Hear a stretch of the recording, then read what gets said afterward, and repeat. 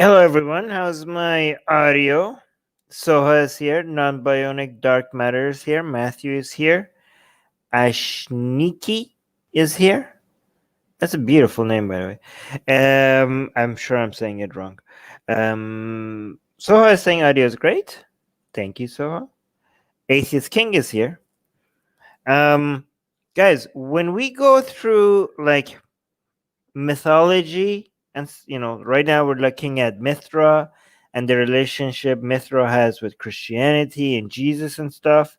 I heard there's not much there, so i'm I'm guessing that a bunch of atheists have been exaggerating their relationship, right?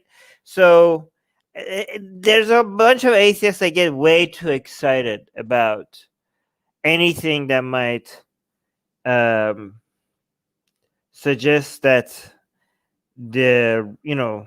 anything that might suggest that Christianity or Islam or Judaism is copied from somewhere else, because I mean it is copied from other religions, but sometimes that relationship is not there. But as soon as the suggestion is made, they're like, "Yep, definitely." You can see atheists could be dogmatically accepting false views as long as it just fits their narrative.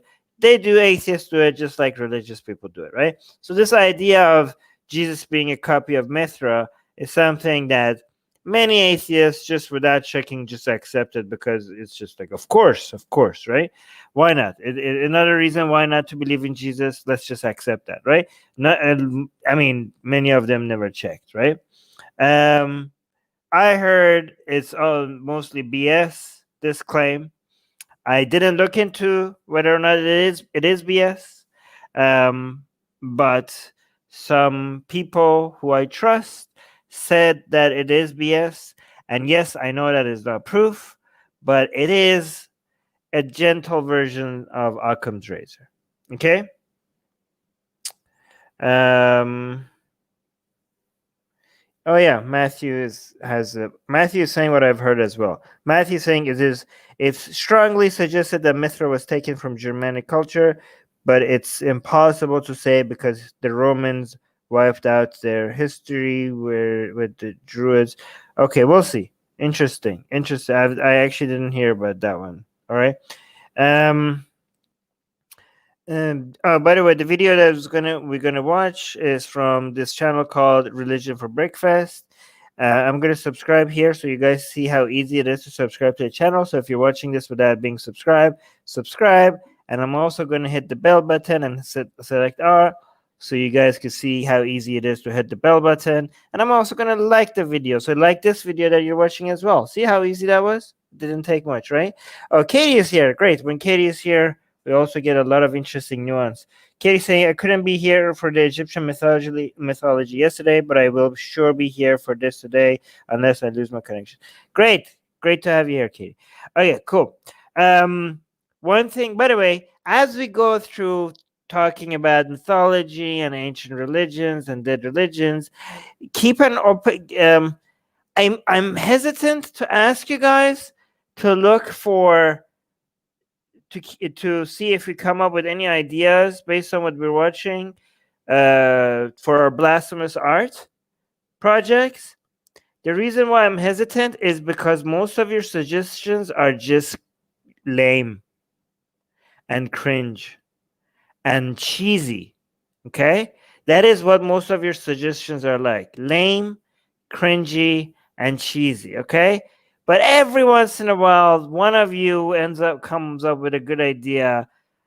It's not often, but it happens, right? So I want to ask you to keep an open mind on what we could do with any of this when it comes to our blasphemous art. Like the ones that I come up with, they're so elegant and they are meaningful and they are symbolic.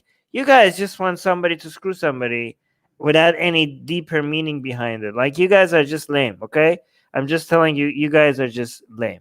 Just letting you know. I'm being honest with you guys, okay? Yeah, Soha is handing out cheese.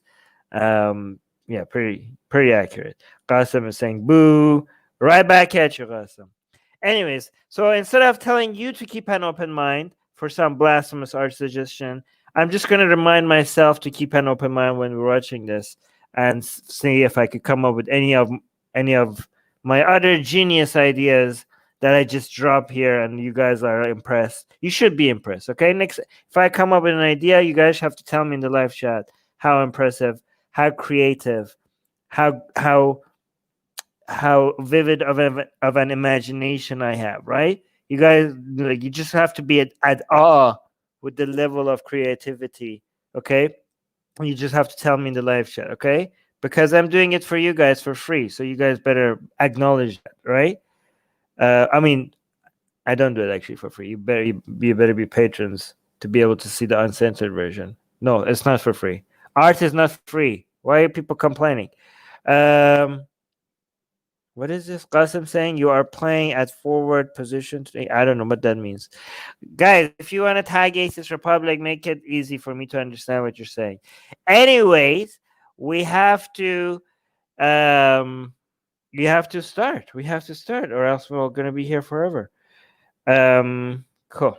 Christianity wasn't the only up-and-coming religion in the Roman Empire. Another god by the name of Mithras had attracted his own cult following around the 1st century CE. And this lasted a few hundred years until it disappeared by the 5th century. This so-called cult of Mithras is one of the least understood ancient religions, and unfortunately one of the most misrepresented religions too. You know, this is already pretty weird, because having a Persian background, coming from Iran, this whole idea of Mithra being all of a sudden a popular cult in the 1st century. Wait, 1st century AD? Yes, AD, right? Or BC? No, 1st century AD. Definitely, it can't be that. Disappeared by the 5th century, started, whoa, yeah, CE. Okay. So this whole, it's just weird. It's just weird. Why the hell did like a Persian god all of a sudden show up in Rome? Right? Like, and why is this not like a bigger topic in Iran? I know some people like talk about it to be like, oh, look at our culture. They loved it so much. It became popular there. But it's very few. Right? Why is it? What the hell is the Persian god doing in Rome? What the hell is the Persian god doing all the way in Rome? And it became a cult, and it disappeared after the 5th century. Yeah. So this is going to be very interesting for me. Okay. 5th century. This so-called cult of Mithras is one of the least understood ancient religions, and unfortunately one of the most misrepresented religions too. Part of the problem is that Mithras has become an unwilling hostage in a battle over the existence of Jesus himself. This is how you know there's going to be a guys. This is what I'm telling you. Atheists are as guilty as using history to spread their propaganda. Not as guilty, but they are also guilty, just like religious people sometimes, right? Instead of like actually trying to figure out objectively what is true, they're like, this proves Jesus is fake. So whenever you see people have an agenda when it comes to them interpreting what happened in history, that agenda is going to get in the way of them objectively looking at the information. And this is like, yeah, this is the atheists have like ruined the whole understanding what the Mithra cult was about. Like, and now every time I want to talk about Mithra, like Jesus was a carbon copy of Mithra, and like, I'm not so sure. Okay, Matthew, you're getting ahead. Like, wait, like you want to just want to tell us everything about Mithra already? You want us to stop this video and just read your chats? Okay, hold on. Let's keep the commentary about what is being discussed right now on this video. Okay. Matthew saying I'm sorry. It's okay, Matthew. You're excited. I'm excited too. But I'm gonna guess what's happening here. Okay. I'm not okay. My guess is that this is Roman ancient Roman version of yoga moms in United States who like took Hinduism and came up with a Western version of it, and were like thought that this is from faraway land and it's like spiritual and it's it's like some mysticism. It's like weird and interesting and foreign and exotic, and they turn Hinduism and they have like yoga, and they have a Western version of Hinduism in like North America and Western Europe, and they just feel like they're being like cool and all because they like tapped into this religion that is foreign, like that happened in the United States, in North America and Western Europe. This is this is my hypothesis right now. That was happening in Rome back then. They looked at this ancient Persian god and were like, ooh, this is like foreign and it's cool and it's exotic, and they just built a cult around it in Rome, like something like this. This is Roman yoga moms. Yoga moms did with Mithra what Westerners today did with Hinduism. This is my guess.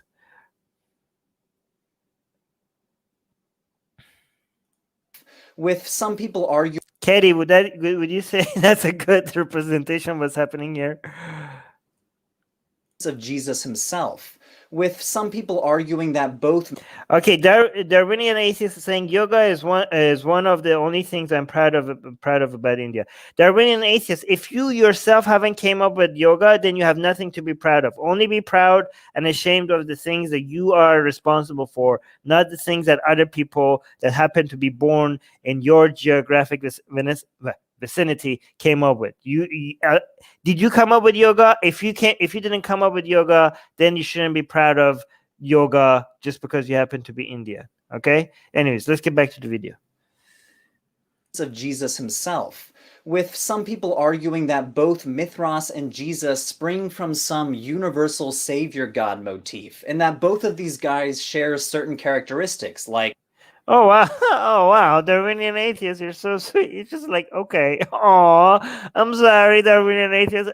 I didn't mean it like that. Are you okay? Thank you. That's so sweet. He's like, he or she is just like, okay. Oh, Darwinian atheists. Okay, that's so sweet. Okay, I hope I wasn't too mean to you. Okay, Asana yoga is not Indian. Okay, yeah. All right, let's go. Okay, so people are saying Jesus and Mithra are related. Like the claim that they were born on December 25th, that they were born of a virgin, or that they both had 12 disciples. Okay, so those are the three main things, right? They say Jesus is a copy of Mithras because Mithras was born on December 25th. Hey, that's like me.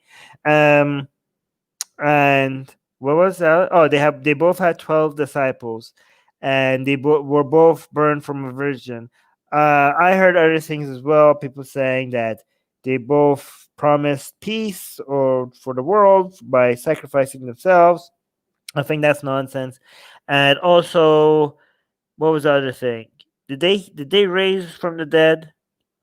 Did they both mention something about that? Yes, I remember this. They say they both got raised from the dead, but actually there's nowhere in Mithra's story that he ever died. So how could he be raised from the dead if he didn't even die, right? Katie's saying, fun fact though, Mithras is present in both pre-Zoroastrianism and early Hindu scriptures. Wow, that guy is ancient. Okay, that's pretty amazing, right? But okay. Okay. Qasim saying, go to your room and think about what you said. No. Matthew saying they're also septic. They're exactly the same. I don't know what you're saying over there, but okay. Oh, depicted. They're also okay here. You're saying they're also depicted in the exactly the same way. We'll see. Oh, hold on. Katie saying Jesus was not a copy of Myth. Yeah, okay, Katie, you're getting ahead. You're doing a spoiler. Oh wait, I already did that spoiler, so never mind. Jesus was not a copy of Mithras, but I think more like they had to give them similar festive dates. Yeah, okay, okay. That's the whole point of this video. Let's get into the video. There's the Persian god Mithras, 600 years before Christ, born December 25th, performed miracles, resurrected on the third day, known as the Lamb, the Way, the Truth, the Light, the Savior, Messiah. Stop! The problem is, all of these claims that Bill Maher just cited are actually completely false. I'm sorry, Bill. I really like you. You're one of the best political satirists out there, but let's leave the ancient history to the professional. I really don't like that line. Do not leave ancient history to the professionals. Anybody, if you're wrong about something in ancient history, that doesn't mean you can't tap into it and like talk about it. And what the hell? Leave the ancient history to the professionals? No. I'm not a professional. I want to study ancient history. I want to talk to you about ancient. Like, I know he doesn't really mean this, but this line triggers me all the time. Like, oh, leave this to the professionals. Excuse me, no. I'm pretty sure everybody could enjoy talking, promoting, having, fun with ancient history without being professionals. You shouldn't. This is such an elitist attitude. Like, what the hell? The rest of us cannot delve into like these topics. No, we're gonna do, guys. We're gonna do a lot of live streams here on ancient history. I'm gonna learn from the professionals, and we're gonna even say sometimes some things that are a mistake. But that's not gonna discourage us from not talking about ancient history just because none of us have any degrees in ancient history. Okay, this is such an elitist attitude. Okay, Katie, you're right, but this is like you're getting ahead of the video. Boo, everyone! New UK lockdown, so I'm back. Hey, Luke is here. All right, let's continue.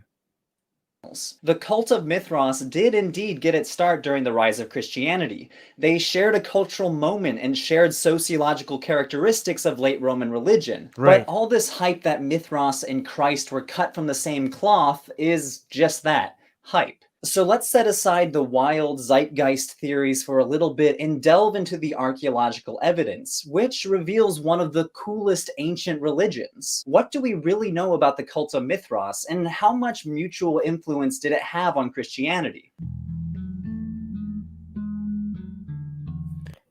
Okay, let me actually read what Katie said, because Katie's saying, so basically Christianity and Mithraism were rivaling for the position of the state religion at the time.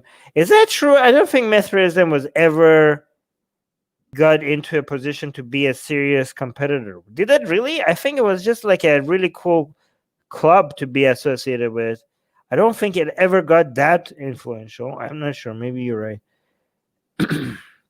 Okay, let me just read this as well. Jesus was not a copy of Mithras, but I think more like they had to give them similar festive dates, so please, Romans who were already celebrating. Yes, this goes back to what we were saying before. Like, it's not like they're copying for each other. It's like they're being built in the same environment. All right? People just enjoy the same things. They have the same character arcs and tropes in their stories. And there's two cults that are being built in the same environment with the same imagery and the same symbols people that are used to. So it's like in that soup, these two things are going to have the same flavor, right? It doesn't mean that they're copies from each other.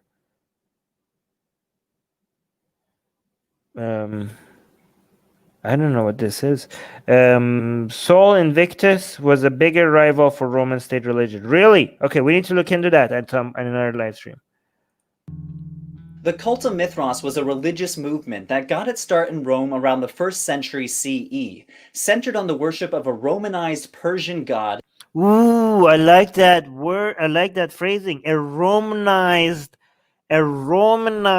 Persian god. A Romanized Persian god. So I guess Mithras is the Romanized or Hellenized. A Hellenized Persian god would be better, I think. Okay, I don't know. A Persian god So Mithras sounds like Romanized or Hellenized, because I think when you say Mithra without the S, that sounds like less. I don't know. I'm not a linguistic or anything, but that sounds like less Romany when you say Mithra. So I guess like when you say Mithra, you're just talking about the original Persian god, and when you say Mithras, that's like a Romanized version of it.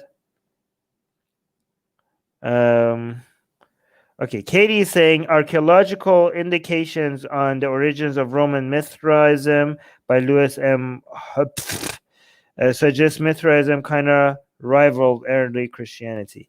Yeah, but like not a serious competitor, right?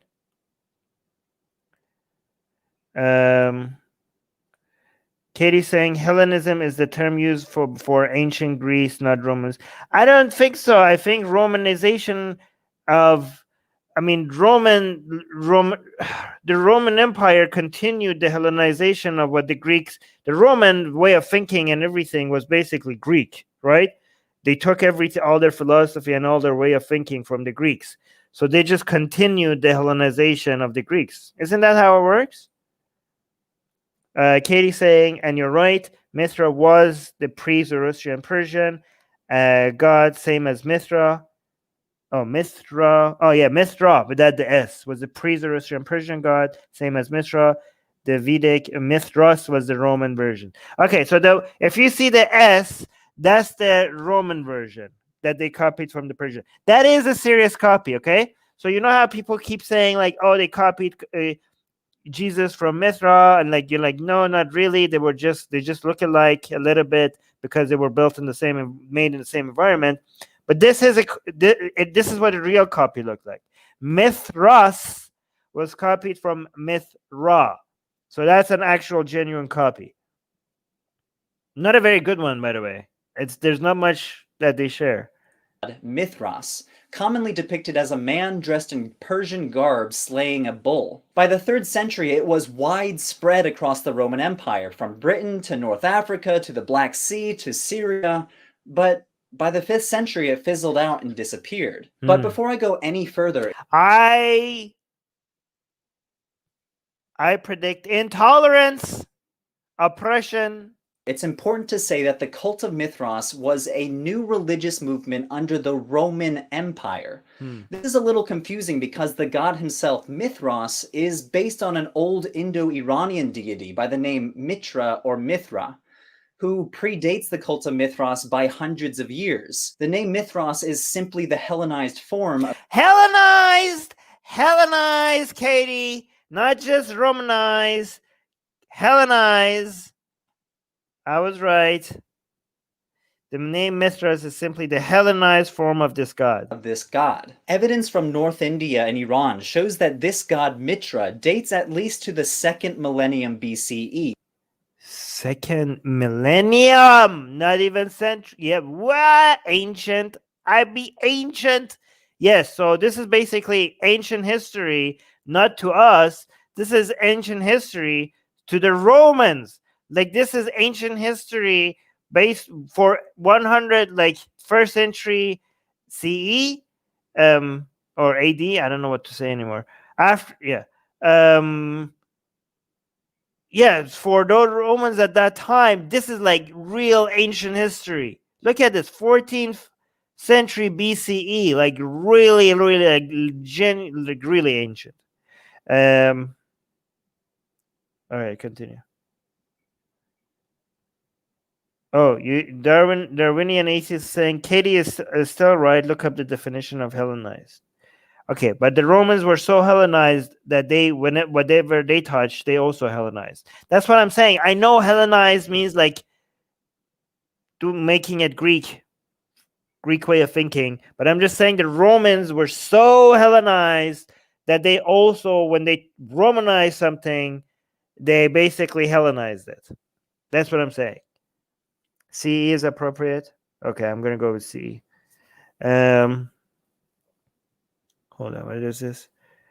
It's because people were becoming more into agriculture and they needed some sun god to worship. It's why the cult of Mithra spread through Rome and Roman pagans adopted lots of gods. Okay, we'll see. We'll see. Maybe you're right. I don't know. And the worship of Mithra stuck around for centuries. By the 5th century BCE, the Persians were worshipping him as the god of the sun, and in the dualistic religion of Zoroastrianism, Mithra was a god of light, waging an eternal war with darkness. The Roman historian Strabo... Was he like a god in Zoroastrianism, or was he like a archangel? I thought in Zoroastrianism you don't get to be a god if you're not Ahura Mazda. Wasn't he like more like a didn't the Romans make him a god, but in Zoroastrianism he was like a vizier to Ahura Mazda or something like that? Wasn't he more like, isn't Mithra in ancient Persian in Zoroastrianism more like a archangel, not a god? I don't know. God in the initial Trinity. War with darkness. The Roman historian Strabo knew this association, reporting that Mithra is the Persians' name for the sun. Because of this association with the old Indo-Iranian deity Mithra, scholars in the early 20th century just assumed that the cult of Mithras was an old Persian religion transplanted into the Roman Empire by soldiers returning from battles in the Near East. The historian Franz Cumas was the champion of this position. He was convinced that the Romans directly lifted elements of their theology from Iranian theology. They didn't? What's the alternative? Didn't you just say that's the Hellenized version of Mithras? So if they didn't get it from Iranian theology, where did they get it from? Katie's saying, I don't think he was a god in Zoroastrianism. It was a god before Zoroastrianism. Oh, and then adapted into Zoroastrianism, if I'm not wrong. So it was a god. Wow. So look at Mithra's career. Like, I used to be a god, but now I took a time off, and now I'm like looking at my career as an archangel in Zoroastrianism. And then he went to Rome. I was like, okay, I'm gonna try this godhood. I'm gonna try another. There's a job opening as a god in Rome, so I'm gonna retire from being an archangel in Zoroastrianism to like getting a job as a god in Rome. That should be a movie.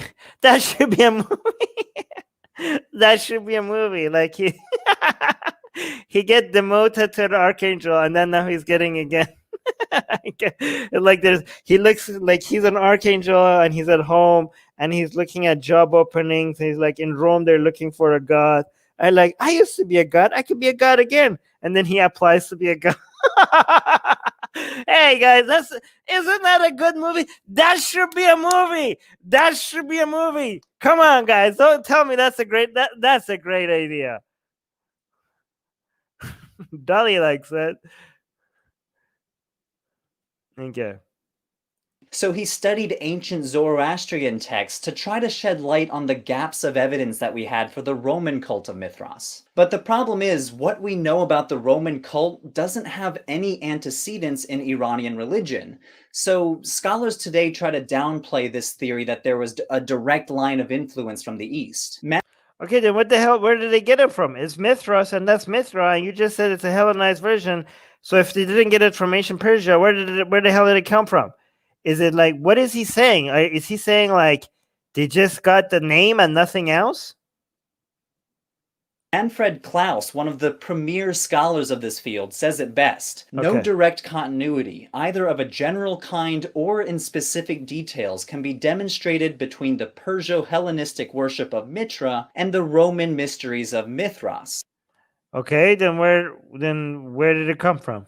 The oft-repeated attempts to trace a seamless history of Mithras from the 2nd millennium BC to the 4th century AD simply tell us something quite general about the relative stability, or as it may be, flexibility of religious ideas. We cannot account for Roman Mithras in terms borrowed from Persian Mithra. Really?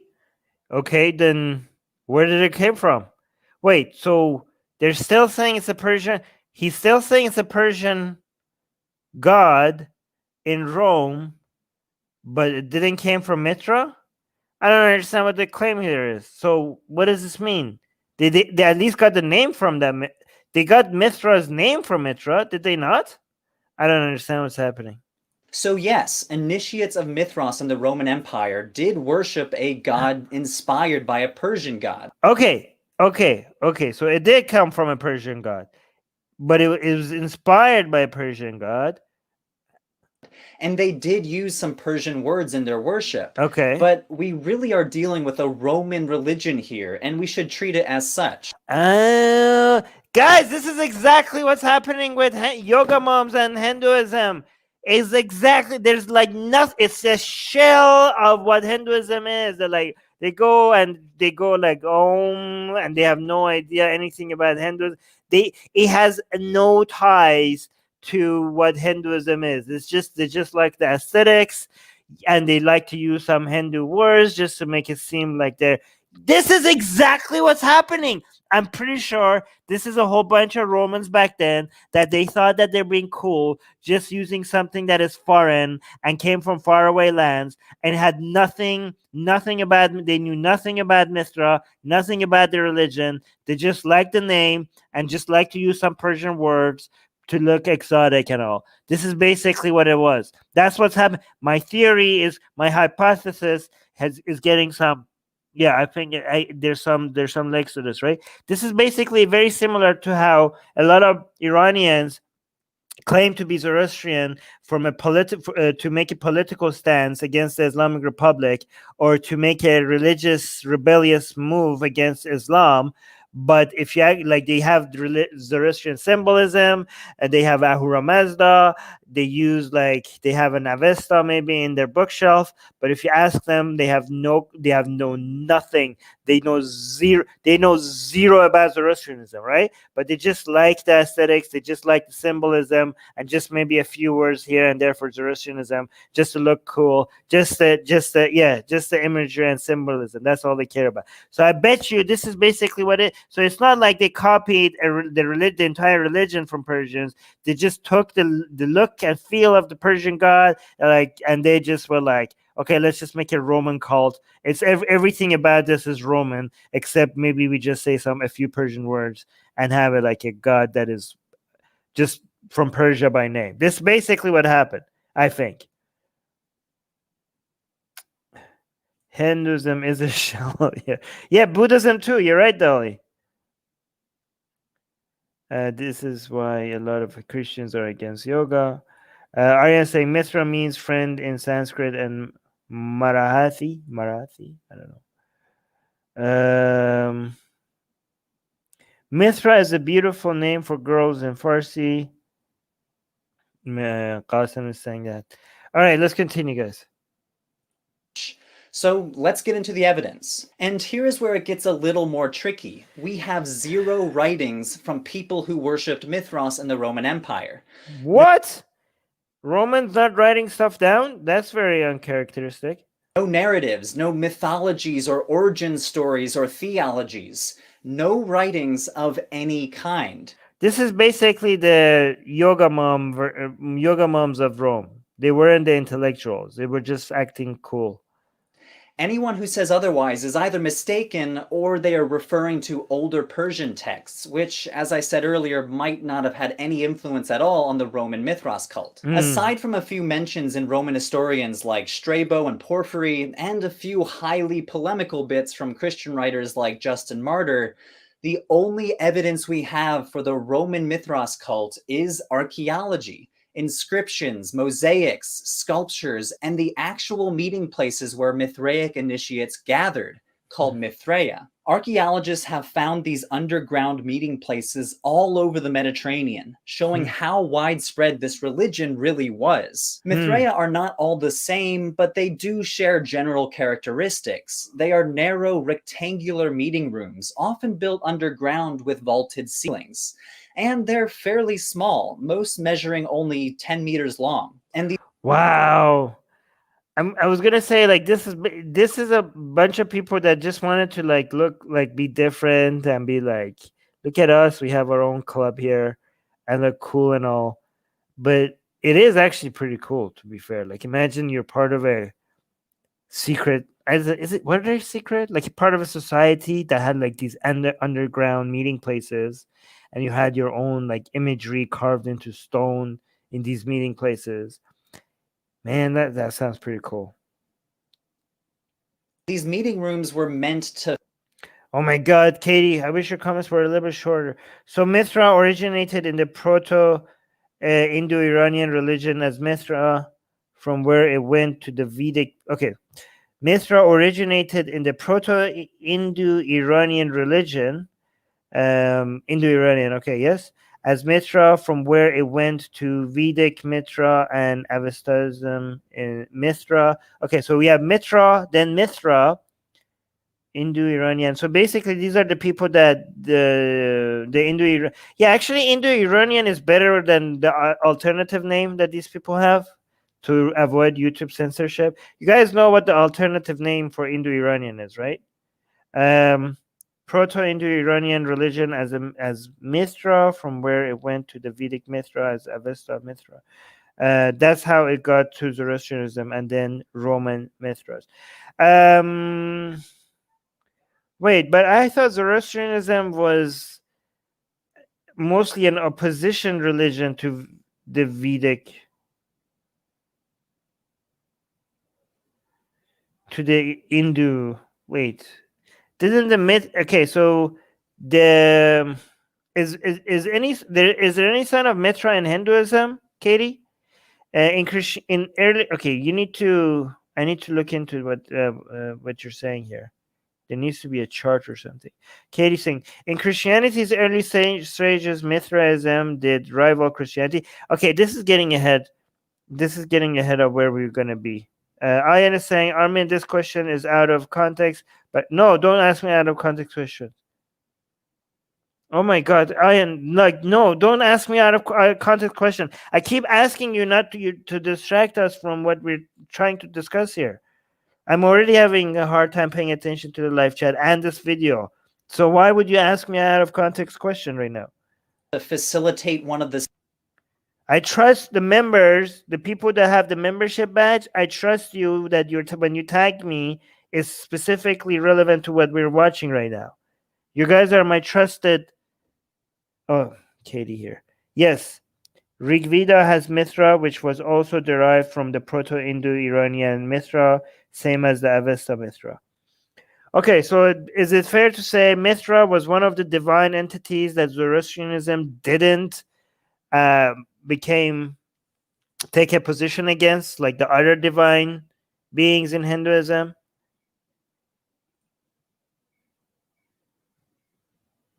Central rituals of the Mithras cult, the ritual meal. Ritualized dining was a common feature in late Roman religion. One example that comes to mind is Christianity with the Eucharist. And in fact, some Christian writers thought that the Mithraic meal was a demonic parody of the Christian Eucharist. This famous example from Bosnia depicts Mithraic initiates drinking around a table with a plate of bread. And this is like the Last Supper. I bet you a whole bunch of people that saw that, they were like, oh my God. So guys, what you have to understand when you look at this, it's easy for a whole bunch of atheists or like Jesus skeptics to be like, okay, Mithra is an ancient god way before Jesus, and now we're seeing Mithra on this table eating bread, just like the Last Supper or whatever. And Jesus came a lot later than Mithra, so Jesus must have gotten some of his story from Mithra. But what you don't understand is that this imagery is Mithras, not Mithra, like the ancient Persian or Indo-Iranian god. There's no imagery of him being like this. This is a post-Christian imagery. Like, if anything, this came after the story of Jesus. So if one of them was copying the other one, is Mithras copied Jesus. It's not Jesus isn't copying Mithras, because Mithras is much more recent than Mithra. So yeah, just because you say Mithras doing this doesn't mean that, oh, therefore the ancient god Mithra was doing this way before Jesus, right? Does that make sense?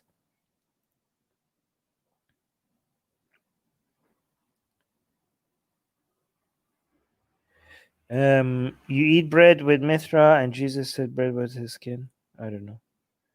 It depicts Mithraic initiates drinking around a table with a plate of bread, and every Mithraeum would have displayed an image of Mithras at the head of the room, which Manfred Klaus interprets as Mithras being the host of the meal. And what is striking about this image is just how universal it was. It's been found all over the Mediterranean without much deviation in style. A scene depicting Mithras slaying a bull, yanking its head up while Mithras turns, looking over his shoulder. He also frequently appears with a snake, a dog, a raven, and a scorpion as he stabs the bull. Okay, Katie, this comment of yours up here, I really want to understand it more later, okay? This one. Can you send this to me on Facebook later so I could like look into it more? Because this seems like it will, me understanding this comment will help me create a structure of how all of these are connected to each other. But you're also saying this here. Zoroastrianism didn't oppose, where is this? Didn't oppose the Hindu gods case by case, as per my understanding, just a collective term of diva and divas, or ahura and ashura were used in opposite manners. Yeah, I mean, but I also read somewhere that this does suggest that the early like Zoroaster or Zoroastrianism was a defensive religion towards influences from outside of Iran. The fact that other people's gods became their demons, and also vice versa, where the Zoroastrian gods became their demons, right? So given that Zoroastrianism did have this defensive nature in it against other religions, it's interesting to know what's different with Mithra, if Mithra was a divine being in both of those religions.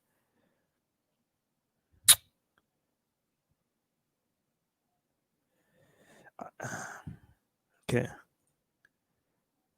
Now, there is absolutely no evidence that the Mithraic initiates actually practiced bull slaying, but this must have represented some sort of foundational story in Mithraic mythology. But the long and the short of it is, we just don't know. Remember, we don't have any sort of narratives or mythologies from worshippers of Mithras in the Roman Empire. So we're left trying to piece together the myth from incomplete evidence. Franz Cumas thought it represented some sort of Zoroastrian cosmological myth, but later scholars interpret it as an astrological myth. Astrological interpretations make a lot of sense because a lot of Mithraea have astrological imagery. The Mithraeum of the seven spheres in Ostia, for example, portrays zodiac symbols along the benches, and some scholars think initiates considered Mithraea as a microcosm of the universe. But let's turn to the organizational structure of the cult of Mithras. I've been using the word initiates to describe these people in the most literal sense, because the Mithras cult was an initiation cult. It was just they were a frat house, basically. Meaning that you had to perform a series of rituals to get into the club. Once you were initiated, you would go through a series of levels or grades. The Christian writer Saint Jerome says that there were 7 grades, which seems to be corroborated by the mosaic floor decorations of a Mithraeum in Ostia near Rome. You know, guys, this would be so cheesy if it wasn't ancient, right? Like, I bet you, like, oh my God. Like, if bet you a bunch of Romans were looking at this, so like these people think they're so special with their initiation, like their step-by-step program. Look at this. They're like, lame. This is so cringe. I mean, it doesn't look cringe to us at all because it's so ancient and looks just wait a couple of thousand years and everything cringe ends up looking cool, right? But I bet you there are some people at that time like, okay. You're like, okay, tell me, what does this symbol mean? Oh, okay. Oh, that's so cute. Oh, yeah. Oh, what's the next step? Oh, then you're gonna go to a next level. Oh my God. Oh, you think? Oh, you're at level 5. That's so special. Oh my God, you must be so proud. You're at level 5. decorations of a Mithraeum in Ostia near Rome. You start at the bottom rung of the ladder at the raven level, going up through the bridegroom, soldier, lion, Persian. Wow, there's a level called Persian. There's a level called Persian. Oh my god, yeah. Look at this. They're like, you're so special now. You're like a Persian now. In Ostia near Rome. You start at the bottom rung of the ladder at the raven level. So you're raven, that's level 1. If you're like keep passing the test, and I don't know what you're supposed to do. Going up through the bridegroom, soldier. Then bridegroom, okay. Then you become a soldier. Lion. And then a lion. And then you become a Persian. Wow, guys, look at me. I'm so cool. I'm not Roman anymore. I'm a Persian now. I'm a level 5. Persian runner of the sun and father levels. Runner of the sun and then father. Okay. And we're proud of it. Yeah, say it with me. We're proud of it. What is interesting though is that only male. Wait, some people must have hated these guys.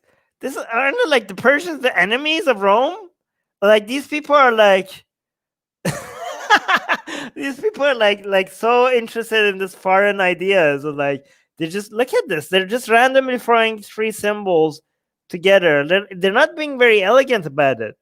They're like, guys, like look at us. We're like Persian soldiers. Oh, that's so cool, right? And then like other Romans like, these people are inspired by our enemies. Like, aren't they like traitor? Like, isn't you motherfucker? No, I only swear. Like you guys know we go to war with these Persians, right? Yes, I was born. Yeah, I was like, I'm so special. I was born level 5. Katie saying the Vikings would hate this religion because Raven is the basic level. Ravens were symbols of Odin. Oh yeah, we're proud of it. Yes, so I was saying that. Levels. What is interesting though is that only male names appear in the inscriptions dedicated by worshippers of Mithras. Misogyny! This implies that women were not allowed. Qasim is Persian. He said, "Call me number 5." To join, and it seems to have been really popular within the Roman army. Lots of inscriptions seem to come from military men. Another inscription discovered under the Church of Saint Stefano Rotondo in Rome was dedicated by 2 guys, one who was the priest of the local military barracks in Rome, and another who was a member of the Equites class, a low-ranking aristocrat. But inscriptions throughout the Roman Empire shows that men from all walks of life would join the cult. We have names from Roman politicians, merchants, and even slaves. Ooh, very open-minded. Slaves can join your cult. But don't go thinking that this was an egalitarian cult. Oh, okay. I spoke too soon. Even though slaves could become initiates, there is no evidence that they rose very far in the ranks. Okay. The mid-rank lion seems to be one of the most popular ranks. Why? Suggesting that very few people went beyond this.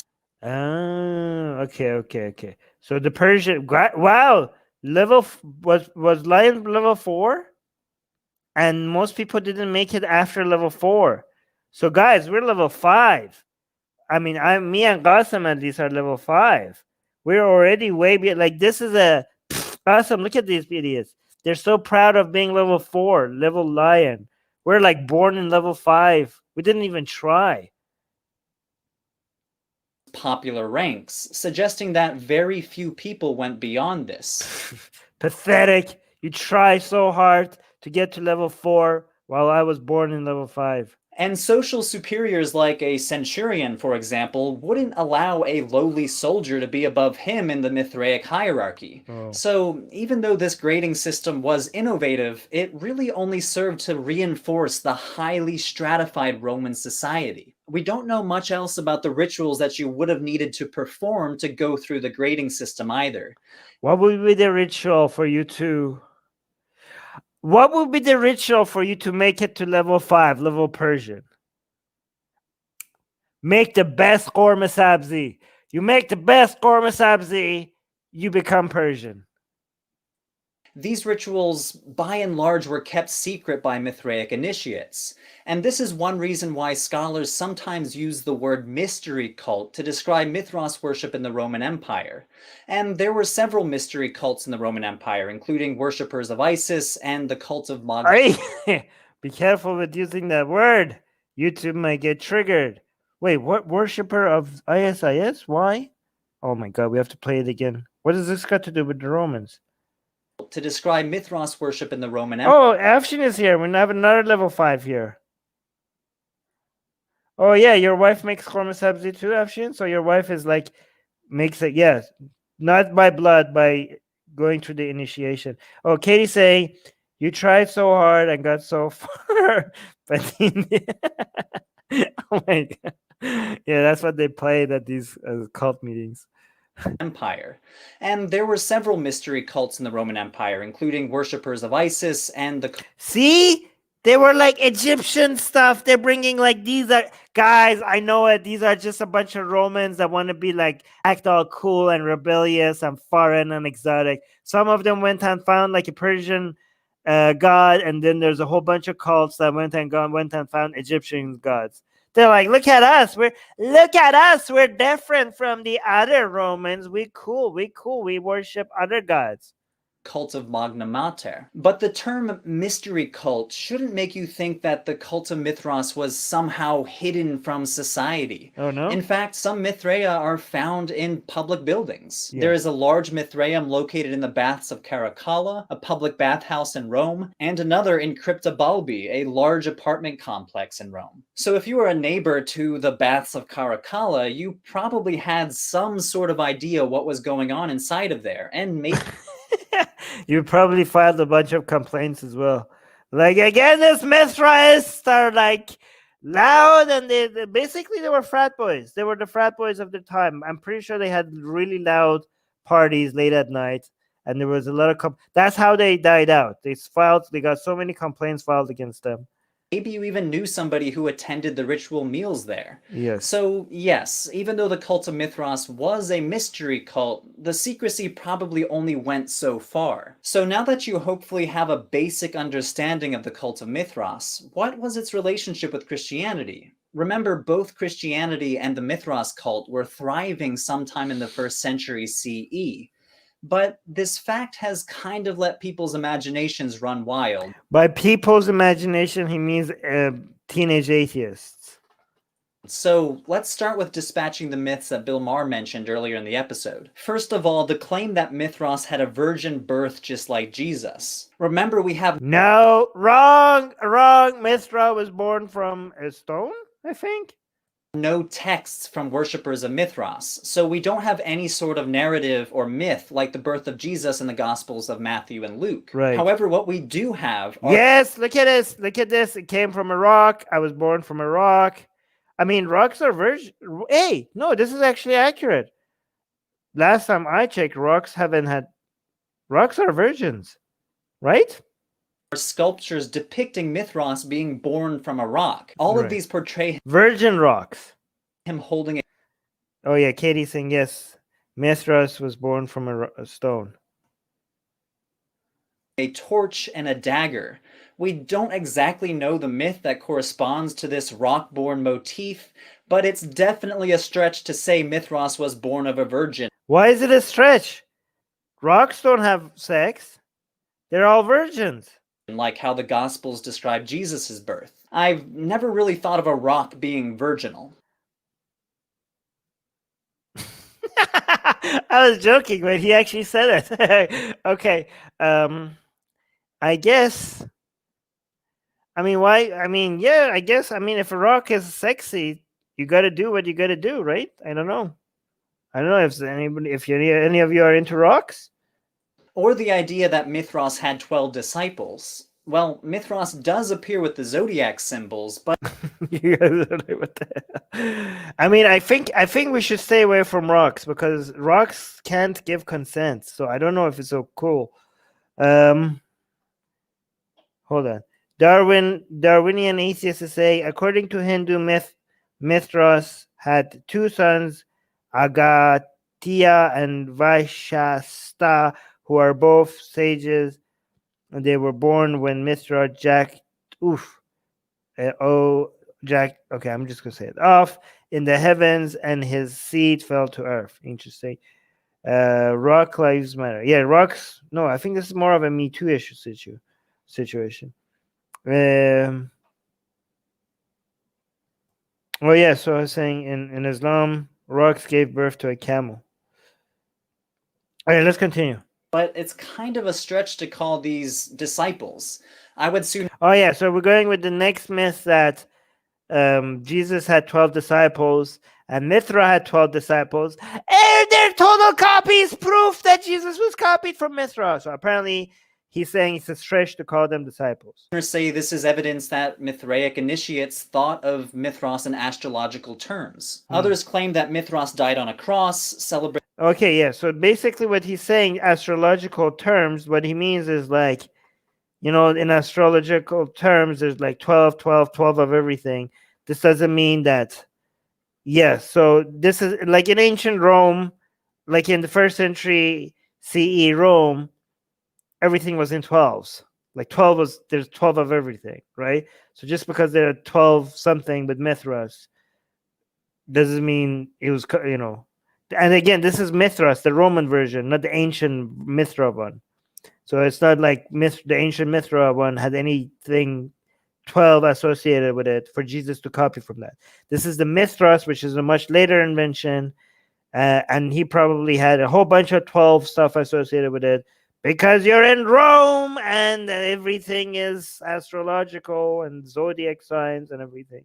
Terms. Others claim that Mithras died on a cross, celebrated a Last Supper, or this is a lie. Was visited by magi. Again, none of these come from any ancient source, and we have no archaeological evidence that backs up these claims. And Mithra didn't even die. All of these claims come from non-scholarly writers in the 18th and 19th centuries, which have persisted as rumors for decades. A guy named Godfrey Higgins in 1836, for example, claims that Mithras had 12 disciples like Jesus, but provides no sources. The American author T.W. Duane wrote in the late 1800s that Mithras was visited by magi carrying gold, frankincense, and myrrh. Again, citing absolutely no sources. Citation needed, sir. And seemingly pulling these notions out of his own imagination. Out of his, he wanted to say something else, but it said imagination. So to cut to the chase, the claim that Jesus and Mithras are cut from the same mythological cloth are from Yes, Hussein, you're correct. Hussein is saying Imam Hussein probably has more similarities to Jesus than Mithras. True! True! Gus is saying Shrine of Three Mosque is, I don't know what that means. Oh yeah, I don't know what that means. 18th and 19th century pseudo-historians and have no basis in any ancient source or archaeological evidence. If you don't believe me, I have citations in the descriptions below, and I highly encourage you to go read them for yourself. Oh yeah, guys, this guy provides citation. If you guys want to check where he's getting this information from, the video is called Cult of Mithra Explained by Religion for Breakfast. So if you, wow, that's a lot of citation, man. All right. These 200-year-old rumors continue to persist because no one bothers to check the historical sources. If you go study the archaeology of the cult of Mithras, none of these claims hold water. The only one of these claims that's sort of based in reality is the claim that Jesus and Mithras both were thought to have a birthday on December 25th. But everybody wanted a birthday. Okay, this is not because Mithras. This is Mithras, not Mithra. Mithra was not born on December 25th. Mithras, which is a later invention by the Romans, yes, that dude had a birthday at December 25th because everybody wanted their god to have a December 25th birthday. It was the most popular birthday to have. Everybody was like, my God was born December 25th. No, my God. It wasn't because Jesus was copied from the ancient Mithra. In fact, I think Jesus got the December 25th birthday before Mithras got the December 25th birthday. Is that correct? I think Jesus managed to get that first. By the way, I got that. I got the December 25th birthday without even trying. All these Romans are trying. Like, my God, no, my God, no, my God I got. Suck it. I got December 25th birthday, and yeah, I didn't even know it was so special. Okay. It's true that the Emperor Aurelian declared December 25th as a holiday for Sol Invictus, the unconquered sun god in the 3rd century. And it's true that some thought of Mithras as a god of the sun, and even referred to him as Invictus. But if anything, this just tells us about how different religious groups in the Roman Empire were fighting over December 25th as an important day. Everybody was like, yes, this is because even before Jesus, December 25th was so special. So you just wanted your God to be born on December 25th. That's not because Jesus was copied from Mithra. This was just a very popular date at the time these religions were being made. Yeah, Jesus privilege. Yeah, I guess. Katie saying, yes, the Romans were celebrating. Oh my God, you can never say this. Saturnalia, yes, around that time. Any religion which wanted to succeed back then would have wanted that December 25th spot. Yes. All hail Lord Armin. Who the hell is Armin? I'm Armin. But thanks for the try. Or how Christian authorities tried to appropriate December 25th for their own religion. Hold on, let me see. My God is Armin. Good choice. This doesn't really tell us anything about a shared mythological origin story for Jesus Christ and Mithras. So now that we have those misconceptions out of the way, what do we really know about the relationship between Christianity and the cult of Mithras? The relationship is Christianity became popular and wiped everything out, including Mithras. Christianity became so popular and became dominant and got state power behind it, and nothing else was tolerated. That's the only relationship they have. Well, they do share some similarities, which is to be expected. They both started in the Roman Empire and therefore share. The relationship is Mithraism was wiped out by Christianity. That's the relationship. Similar cultural influences that we see in Roman religion, like meeting together in small places to share a ritual meal. Like I said earlier, ritual dining was a common practice among all sorts of Roman cults. Okay, so see, another thing, like this whole sharing a meal thing, it's not because Christianity was copied from Mithraism, it's because this is just a popular trope, like just a popular imagery back in Roman time. You do arts with your gods, they have a meal together. That's basically how they showed them. Again, this is Mithras, not Mithra, so it's not ancient. It's not based on anything ancient. Yes, our queen is saying only I am the queen. I accept that. So even though Justin martyred... Wait, who's blaspheming against our queen? Who's blaspheming against Atheist Republic's queen? I will ban them. Hold on, where'd it go back? Common practice among all sorts of Roman cults. So even though Justin Martyr definitely thought the Mithraic initiates were engaging in a demonic parody of the Eucharist, Christians and Mithras worshippers weren't really copying each other. They were just doing what everyone else was doing in the Roman Empire. Yeah. And there were probably differences. The theological significance of the Eucharist was almost certainly different from the significance of the Mithraic meals. And both religions regularly... Imagine claiming that, oh yeah, Christianity was born from Mithraism just because there's images of them sharing a meal. Oh, there must be absolute copies. Really met with... Yeah, we have queens and we have imams and we have empresses and we have... What am I? I don't even know my position. I know I'm a guru sometimes. Sometimes I don't know. What is my main position at the Atheist Republic?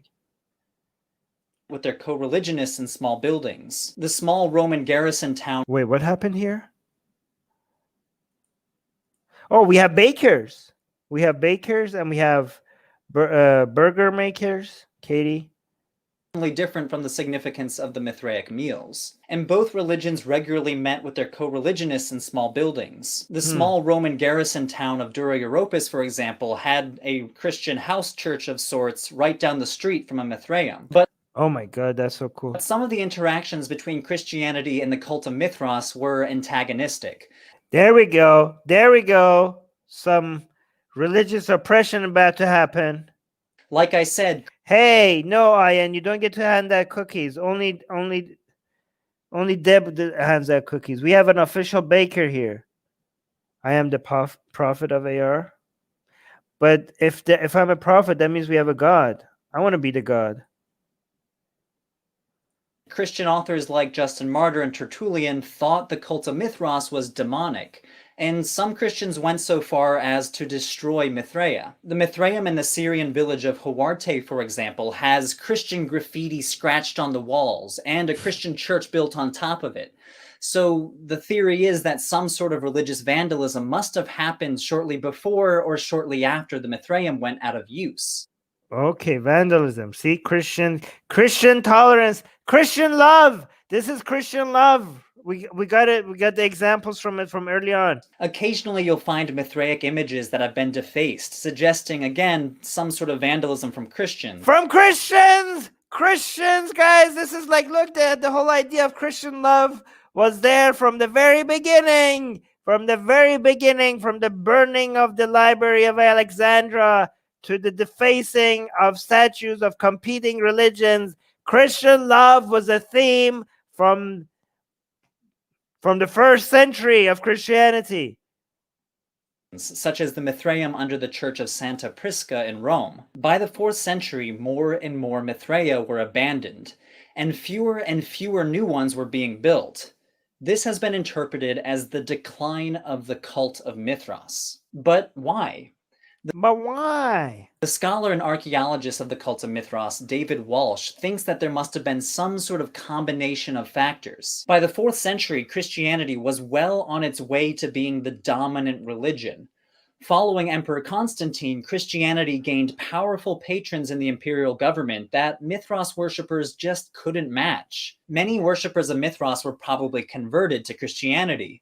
And it's also possible that they suffered some sort of backlash for worshipping a Persian god during a time when the Roman Empire was at war with Persia. Aha! That's it! I knew it! That could not have been that popular. Why are you guys worshipping gods from our enemies? Why are you guys celebrating being calling ourselves Persian? Look, I'm Persian. No, I'm Persian. You guys are romanticizing the culture of our sworn enemies. What the hell's wrong with you guys? And people, that was not popular. That was like, get the hell out of here with this dumbass religion. You guys are basically bringing in, this is cultural appropriation. You guys are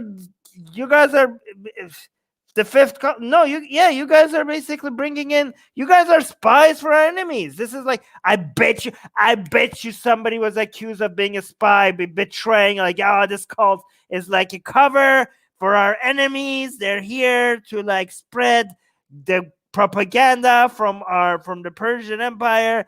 Like, yeah, like, why the hell you guys are celebrating? This is the Persian scare. We had like the Red Scare in the United States. I bet you the Romans had like a Persian scare. What's the color for Persia? Is there a color? There's no color, right? I don't know. But if Persians, yeah, it was the Persian scare. The Romans were like, oh, you're a Persian spy. No, you're a Persian spy. You're the cult of Mithra. Oh, look at this. It's cult of Mithra. They're all the way. There must have been like a conspiracy theory happening here, right? I bet you they had their own version of QAnon people. And they were like, oh my God, look at the Persians. They're at the highest levels of our military. Look at this cult. This Mithra cult is like the deep state. And they're working with the Persians, just like instead of the communists, they would say the Persians are everywhere. The Persians are controlling everything. They're the deep state. They're controlling our minds. They're going to put something into our water and make us all go crazy. And everybody that was even closely associated with Mithras, they were like, oh, look at our spy. This should be a movie. This should be a movie. and there's a QAnon version of Romans happening, and this is just like a harmless, dumbass club cult in Rome that has nothing to do. So with Persian Empire, they just a whole bunch of people thinking that they're cool, but the whole bunch of Romans. This is a movie, guys. This is a movie idea, okay? So what happens is like you have a whole bunch of Romans that they're just like having fun, but like they think that they're special because they have like Persian imagery in their religion, but then it gets out of proportion, and some people accuse them of being spies, and everybody is accusing everybody that has ever been in any of these meetings, or anybody, like, let's say this lady just bought like a cool headgear that has a Mithra on it, and she has no idea what it even means, but somebody sees it in the street like, you're one of them. And like, you know how like and right now every time you see like Egyptian symbolism, there's a whole bunch of Muslims and Christians that think like, oh, it's satanic, the guys are satanic, so the satanic panic and the Red Scare. This was, I'm just making up stories right now, okay? This was happening in Rome back then, right? So anybody that had like a Persian symbol somewhere, they would be accused of like being part of like this deep like underground conspiracy to bring down the Roman Empire, right? And that's how the Christians all of a sudden ganged up on the Mithraists, and yes, the pizza. Yes, exactly. The pizza. There needs to be something else. The Saffron Gate. Saffron Gate. It was the Saffron Gate. Do we have a symbol for saffron? Saffron Gate. This is the Saffron Gate. Oh, when the Persian Empire sends their people, they're not sending their best. Constantine, yes, Constantine should be like a Trump. Constantine should be like modeled after Trump. That's genius, guys. This is gonna be the best comedy ever. Make Rome great again. You got, yes. Level 5 scare. No, the Saffron Gate conspiracy. The conservatives have been the same throughout history, Katie said. Yeah. This is, guys, come on. Don't tell me this is not a great comedy movie idea. Tell me this is not a great comedy idea. Oh my God. Worshipping a Persian god probably was unpopular when your eastern border was under attack. Dr. Walsh also posits the theory that barbarian tribes destroyed many Mithraea, since a lot of them were in settlements on the frontiers, outside of the late Roman defenses. And finally, it's possible that worshippers of Mithras just lost interest. Some Mithraea are found No, I don't like this hypothesis. I like the earlier one. Completely intact. No evidence of destruction. Hey, make ancient Rome great again. Afshin's hat is perfect for this. Look at, guys. Look at Afshin's hat. It says Marga. And Katie's saying, make ancient Rome great again. By the way, if anybody doesn't know what Afshin has actually means, it means make Atheist Republic great again. People just abandoned the site. So David Walsh concludes that there is no single explanation as to why numerous Mithraea were abandoned during the 4th century. The combined... Clove is saying... Clove is like, LOL, they just got bored. No, we're not going with that theory. We're going with the Christian oppression theory. We want that one. That one is good, better. Effects of invasions, Christian vandalism... Christian vandalism, that one.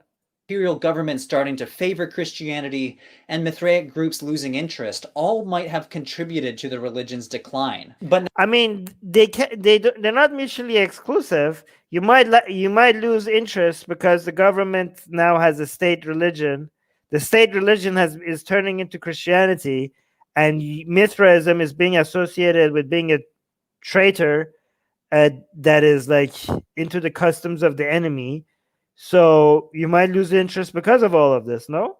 Mithraic groups losing interest all might have contributed to the religion's decline. But nevertheless, the cult of Mithras remains one of the most interesting religions in the ancient Mediterranean. If you'd like to learn more, go check out the archaeological evidence for yourself, and if you ever meet somebody with some weird theories about the Mithras cult, send them this video. As always, thanks for watching. Yeah, guys, go check out this channel. It's pretty good. Religion for Breakfast.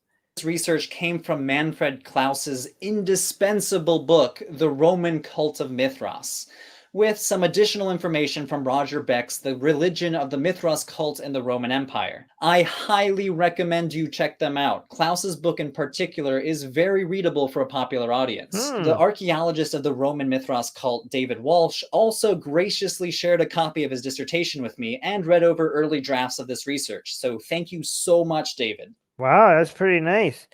Okay, hold on. Let me see what you guys are saying before I go. Hold